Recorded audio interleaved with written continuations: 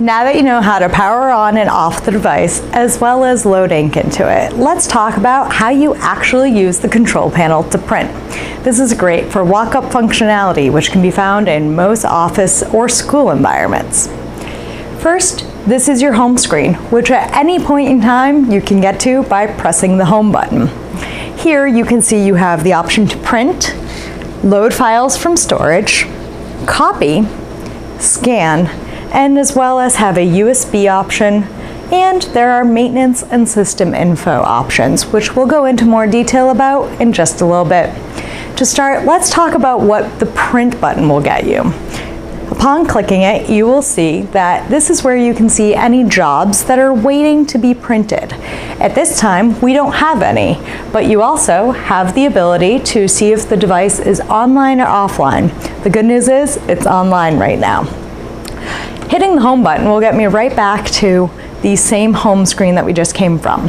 From here, you have the option to go to storage, where you will be able to either save a document that you have loaded in, or be able to load a document that was previously saved to the internal computer on the printer. Upon hitting load, you will see that they can be broken down by folders and subfolders within those folders. From here, you have the option to select a job, and you can either hit start, or upon hitting this 3 dots, which is always your options menu, you will see your additional options that you have to make setting changes before printing. We'll go over copying and scanning in more detail in just a little bit. I also want to show you that if you look at the actual physical buttons, you will see there is a log in, log out.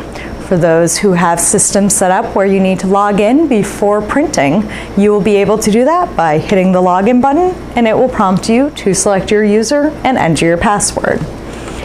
Here you see you have the front door cover release, which we talked about when loading ink. Additionally, we have our system info button, which will allow you to see the ink levels as well as what paper is set to print right now. Also, keep in mind we will cover how to set different types of paper to print at a later chapter.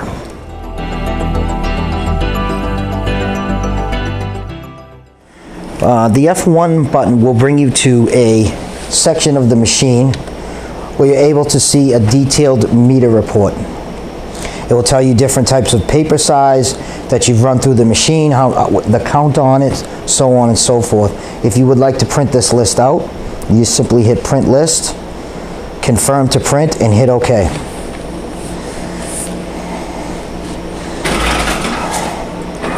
And the machine will print it out for you. The next button here is your system info button, F2.